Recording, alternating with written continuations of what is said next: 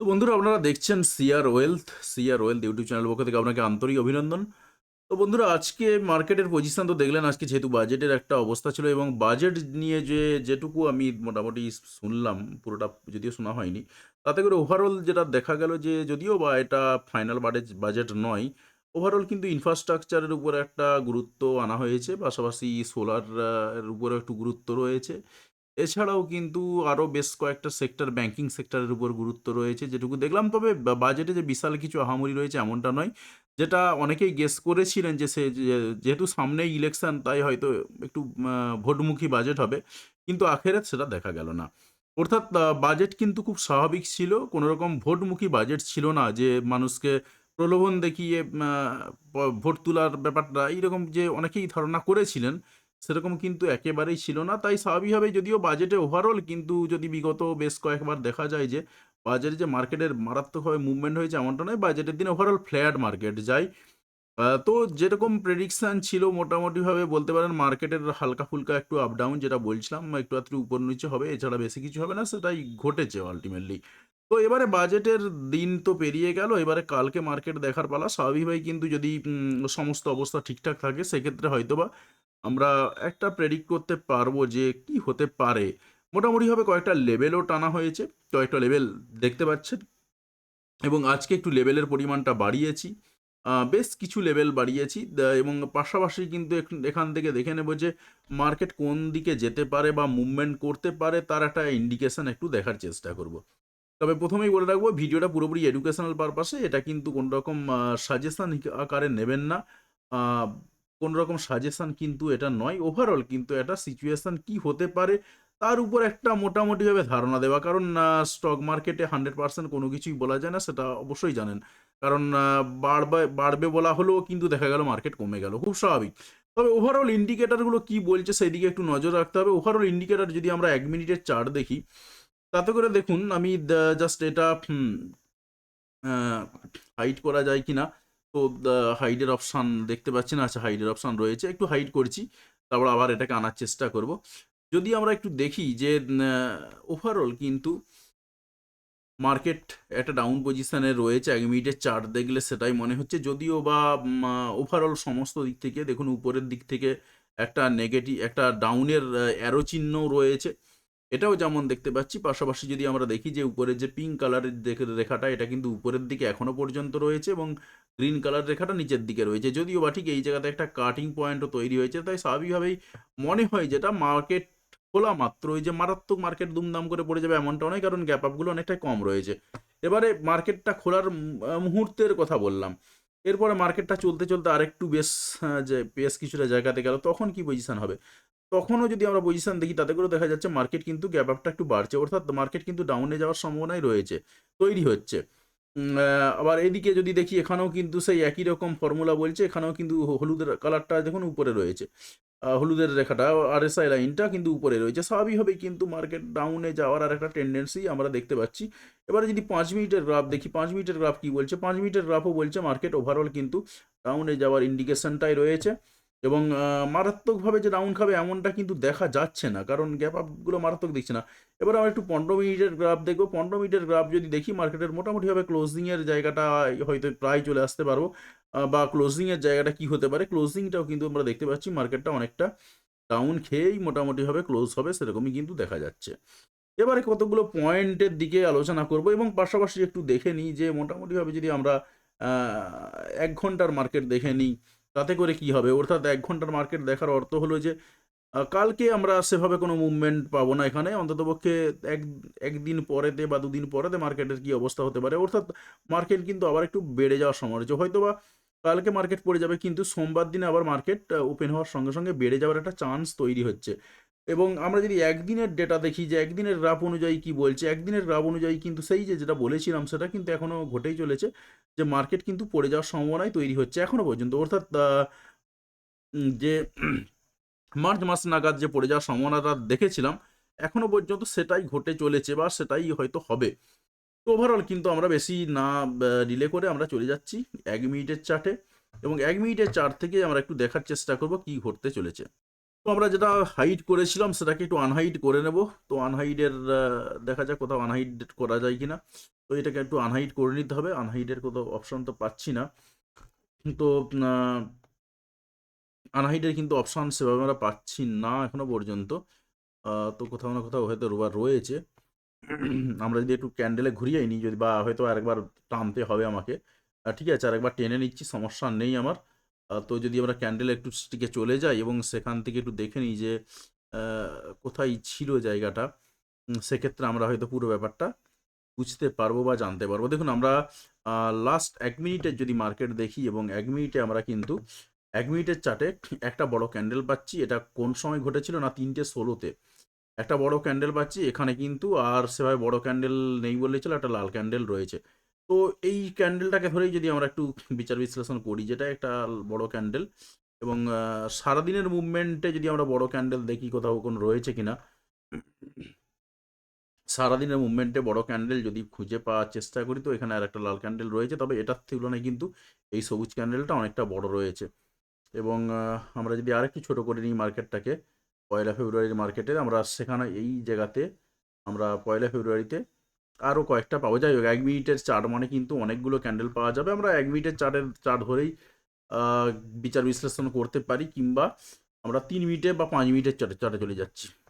5 মিনিটের যদি চার্টে চলে যাই, সেখানে কিন্তু আমরা দেখতে পাবো যে একটা লাস্টের দিকে একটা বড় ক্যান্ডেল পাচ্ছি, এই ক্যান্ডেলটা, এবং এটা 3টের সময় ঘটেছিল। এবং আরেকটু যদি পিছিয়ে আসি, সেখানে কিন্তু আমরা সবুজ ক্যান্ডেল একটা পাচ্ছি, বড় ক্যান্ডেল, এবং যেটা এটা 12টা 5-এ ঘটেছিল। পাশাপাশি আরেকটা ক্যান্ডেল পাচ্ছি বড় গ্যাপ আপ, সেই ক্যান্ডেলটা হচ্ছে এই ক্যান্ডেলটা, সেটা হচ্ছে এই ক্যান্ডেলটাও কিন্তু একটা বড় ক্যান্ডেল রয়েছে এবং যেটা 11টা 15-র দিকে ঘটেছিল। এছাড়া কিন্তু আর কোনো বড় ক্যান্ডেল সেভাবে আমরা পাচ্ছি না। তো আপাতত এই ক্যান্ডেলটাকে ধরেই আমরা একটু দেখার চেষ্টা করছি।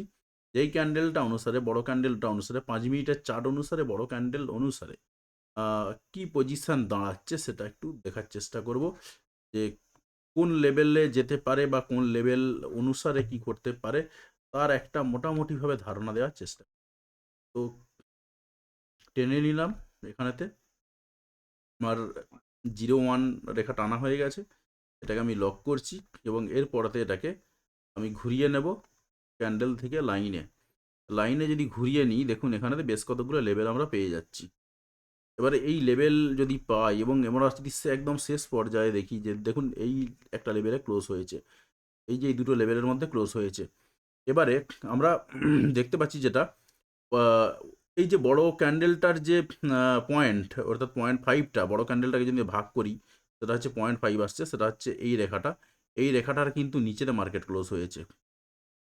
অর্থাৎ আমরা যদি দেখি মার্কেট খোলার পরে 21,667 পয়েন্টে নেমে চলে আসছে, তখন হয়তো বা একটু ডাউন খেয়ে যেতে পারে, কিন্তু এইটাকে টাচ করে বা এটাকে যদি টাচ না করে একটু উপরের দিকে উঠে যায়, সেক্ষেত্রে হয়তো আমরা একটা পজিটিভ মুভমেন্ট দেখতে পেতে পারি। আর যদি দেখি আরও একটু নেমে চলে আসছে, এটা পেরিয়ে 21,606 পয়েন্টের নিচে নেমে চলে আসছে, সেক্ষেত্রে আরও একটু ডাউন খেয়ে যাওয়ার সম্ভাবনা রয়েছে।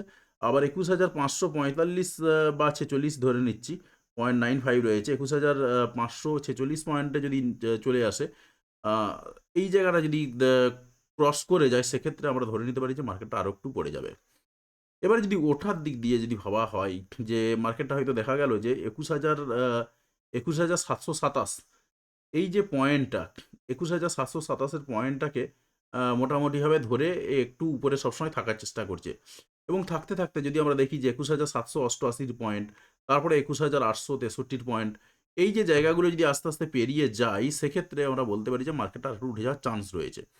তবে ওভারঅল কিন্তু আমরা 5 মিনিটের চার্টে যেটা আমরা দেখতে পাচ্ছি, যেটা ইন্ডিকেটরগুলো বলছে, কিন্তু মার্কেট ডাউন খেয়ে যাওয়ার সম্ভাবনাই সবথেকে বেশি রয়েছে।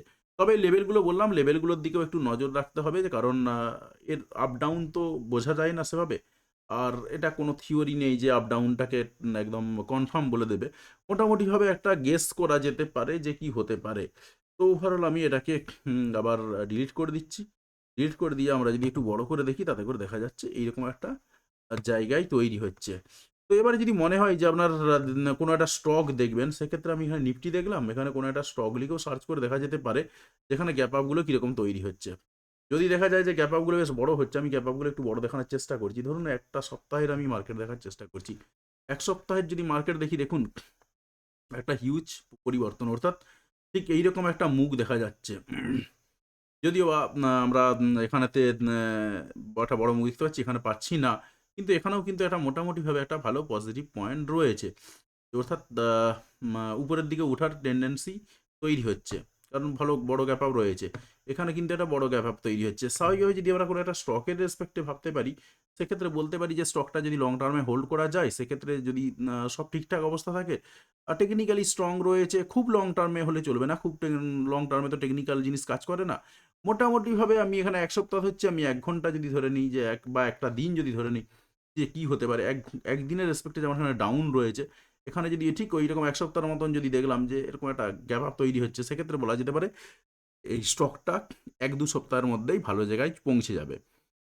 এই জায়গাগুলো কিন্তু বোঝা যায়। তবে এই জিনিসটা কিন্তু এইভাবে প্রকাশ্যে বলা সম্ভব নয়। কারণ স্টক সাজেশন দেওয়া একেবারেই নিয়ম বিরুদ্ধ। সেটা সেবি পরিষ্কার পরিচ্ছন্নভাবে বলে দিয়েছে। সেটা কখনোই আমরা করতে পারব না। ওভারঅল কিন্তু নিফটির পজিশনটাই দেখলাম। তবে আপনার যদি মনে হয় যে আপনি এই জায়গাগুলো কি করে দেখবেন বা কিভাবে দাগ টানবেন, কিভাবে গ্রাফ টেনে নিজের থেকে বোঝার চেষ্টা করবেন, সেক্ষেত্রে আমাদের ওয়েবসাইট রয়েছে crwealth.in, এই ওয়েবসাইটে ভিজিট করতে পারেন এবং এই ওয়েবসাইটে ভিজিট করে দিয়ে আপনি এখানে একটা শেয়ার মার্কেটের উপর ফান্ডামেন্টাল এবং টেকনিক্যালের কোর্স রয়েছে। এই কোর্সটা আপনি নিতে পারেন এবং এখান থেকে কিন্তু আপনি টেকনিক্যাল, ফান্ডামেন্টাল সবটাই শিখতে পারবেন। পাশাপাশি কিন্তু আপনি ১০ টা স্ক্যানার পাবেন, যে ১০ টা স্ক্যানারের মাধ্যমে কিন্তু পার ডে আপনি স্টককে স্ক্যান করতে পারবেন। কোন স্টকগুলো ভালো জায়গায় যেতে পারে, না যেতে পারে সবটাই। মোটামুটিভাবে কিন্তু একটা অনেকগুলো ভালো স্টক কিন্তু এখান থেকে উঠে চলে আসে। আর যদি আপনার মনে হয় যে এতটা হেডেক নেওয়ার ইচ্ছা নেই, সেক্ষেত্রে আপনাকে বলব যে আপনি যদি ১০ বছরের জন্য ইনভেস্টমেন্ট করতে চান, সেক্ষেত্রে আপনার এই যে প্যাকেজটা রয়েছে মাউন্টেন আফটার 10 ইয়ার্স, এই প্যাকেজটা আপনি বাই করতে পারেন। মনে হতে পারে অনেক দাম, কিন্তু একদমই বেশি দাম রাখা হয়নি। যদি আপনি কোনো নন বেঙ্গলি সাইট হতো, এটা কিন্তু এর পাশে আরেকটা শূন্য বসে যেত। বুঝতে পেরেছেন? তো এইরকম লেভেলের দাম নিত। তো সেখানে বাঙালি হয়ে বলতে পারেন, যেহেতু বাঙালিরা খুব একটা ইনভেস্টমেন্ট করে না, সেই ক্ষেত্রে আমাদেরকে দামটা একটু কমই রাখতে হয়েছে। ওভারঅল যদি আপনি মনে করেন এই ১২ টা স্টক দেয়া রয়েছে এখানেতে, আপনি চাইলে এইটাও নিতে পারেন বা এই প্যাকেজটা নিতে পারেন। এখানেতে আপনি ১২ টা স্টকের একটা পিডিএফ ফাইল পেয়ে যাবেন এবং এই ১২ টা স্টকে যদি আপনি ইনভেস্টমেন্ট করেন, আপনার বলা যেতে পারে যে আপনি ১০ বছর ধরে যদি হোল্ড করেন, খুব ভালো রিটার্ন আপনি পেয়ে যাবেন। পাওয়ার একটা মারাত্মক চান্স তৈরি হবে। কনফার্ম বলা যায় না কোনো ক্ষেত্রে, এই ক্ষেত্রে আমি বলব না। ওভারঅল কিন্তু আপনি একটা পিডিএফ ফাইল পেয়ে যাবেন। তো যাই হোক বন্ধুরা, আশা করছি পুরো ব্যাপারটা বুঝতে পেরেছেন এবং যদি মনে হয় সেক্ষেত্রে আপনি যেভাবে ৫ টা কমার্শিয়াল যে সমস্ত সাইট রয়েছে সেখান থেকে বাই করতে হয়, সেভাবে বাই করে নিতে পারবেন। তো চ্যানেলে যদি নতুন হয়ে থাকেন, সেক্ষেত্রে আপনাকে বলব অতি অবশ্যই চ্যানেলটি সাবস্ক্রাইব করে পাশে আসা বেল বাটনটি অবশ্যই প্রেস করবেন পরবর্তী ভিডিও নোটিফিকেশন পাওয়ার জন্য। আর আপনি যদি ইতিমধ্যে সাবস্ক্রাইব করে থাকেন, তাহলে আপনাকে অসংখ্য ধন্যবাদ। অবশ্যই ভিডিওতে লাইক দিয়ে আমাদের উৎসাহ বাড়াবেন এবং বন্ধুদের সঙ্গে ভিডিওটি শেয়ার করতে কোনোভাবেই ভুলবেন না। ভিডিওটি দেখার জন্য আপনাকে